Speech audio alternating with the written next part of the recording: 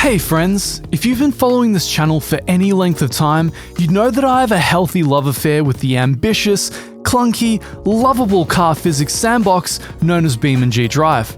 In fact, the very first car-related viral video this channel ever had was my original homage to BeamNG and the potential it holds for the future of sim racing. What potential, you ask? Well, that's what we're here to explore today in this spiritual successor to that old video.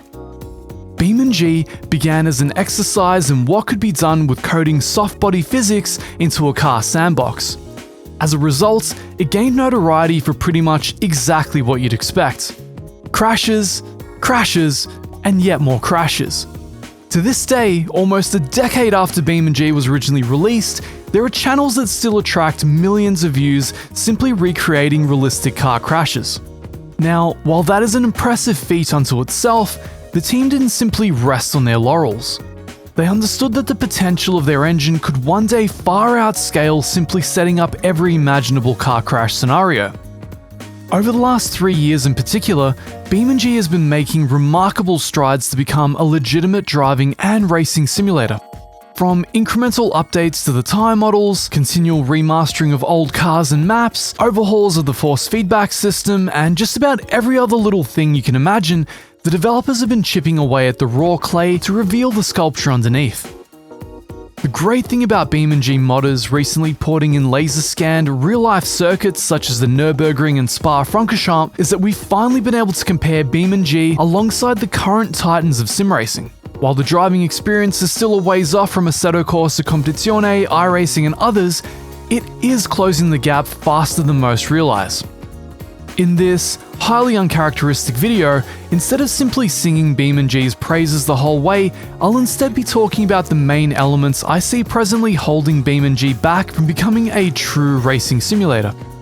We have 10 major suggestions in total, and in this first of a two-part video series, we'll be going over the first 5. Before we get stuck into them, consider getting stuck into that subscribe button and checking some of our prior content to see more of BeamNG being used as a racing simulator rather than just a virtual crash test dummy center. It's also a good way to ensure you'll be notified when part 2 comes out.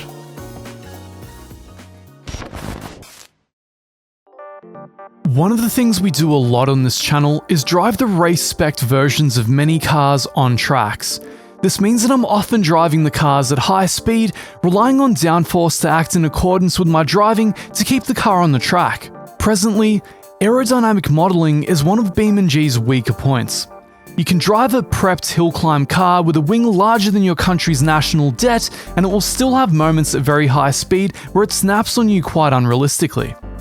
While it may be unfair to expect BeamNG to compete with simulators that get very detailed aerodynamic maps from real-life racing teams such as Assetto Corsa Competizione, it would still be good to see a more nuanced aero model implemented that makes cars more planted and predictable at higher speeds.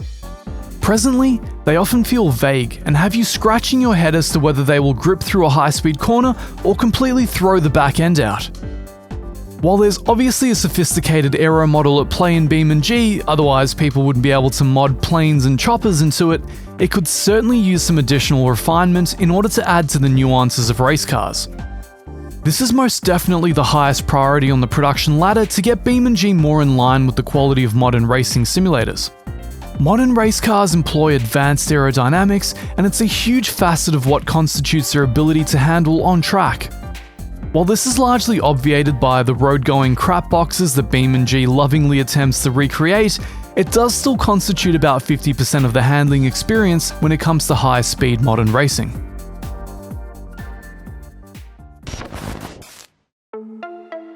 Long on the back burner, did you see what I did there? Tyre temperature simulation is the next logical step for BeamNG to match its sim racing rivals. One of the biggest facets of real-life racing is tyre management. Everything from heat through to wear has to be managed intelligently by the driver. Going balls deep on lap 1 with ice-cold tyres is a fantastic way to set up a face-to-face meeting with the nearest barrier. Conversely, drifting every corner and turning your tyres into fireballs is a wonderful way to completely destroy your grip and completely fall out of the race.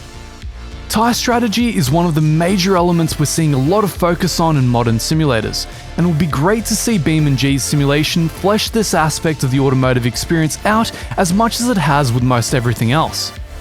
While this of course won't play too deeply into the experience most kids have setting up their favourite crashes, it's absolutely critical in setting the stage for BeamNG to be used as a proper racing sim platform in the future, whether that be by the developers themselves or as part of licensing their groundbreaking code to more niche sim racing groups.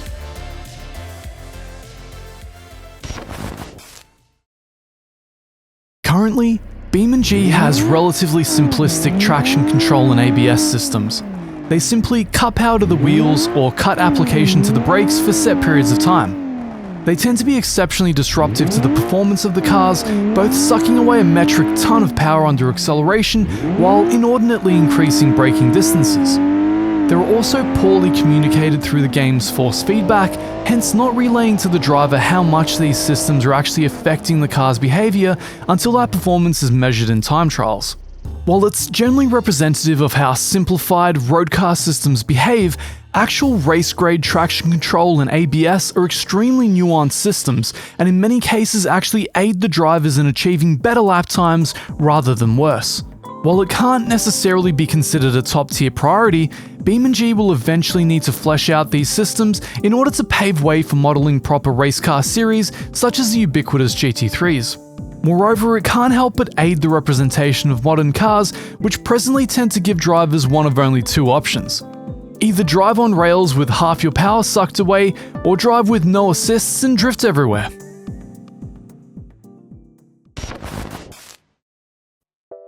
One of the larger drawbacks of BeamNG is the somewhat cartoony and simplistic visual presentation of its Torque 3D engine.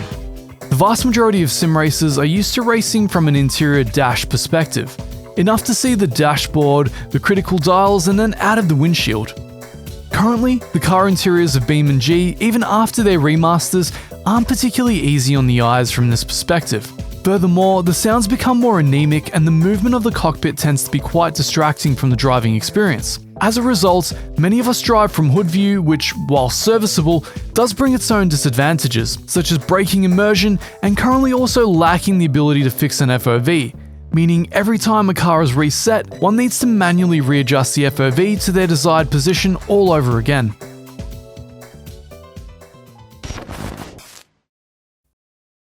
In lieu of having AI that know their way around a racetrack, one of the easiest ways to ensure proper racing for people is to let them race with their friends. While we've had BeamNP for a while to set up unofficial races, it's going to take some official implementation in order to set up the kind of lobby-based, in-depth racing that modern sim racers would be craving. Or even better, some kind of open-world MMO-style integration where racers can cruise around and challenge one another to various types of racing. Not to mention, having official multiplayer as an item on the feature list of a game as robust as BeamNG would just be wonderful and open up all new worlds of fun for those who don't like to tinker so much with third-party mods. It's the natural evolution to take BeamNG and its user base to the next level. At the end of the day, while there's no shortage of things to do in the game as a sandbox, some people want to put their imagination to rest, log on, and simply just go toe-to-toe with their fellow man in some competition. And that's it for part 1 of this 2-part series. Make sure to tune in to the next video where we'll be going over the last 5 critical sim racing specific additions that will take BeamNG truly to the next level. Make sure to hit the sub to get notified, and until then, I'll see you all later.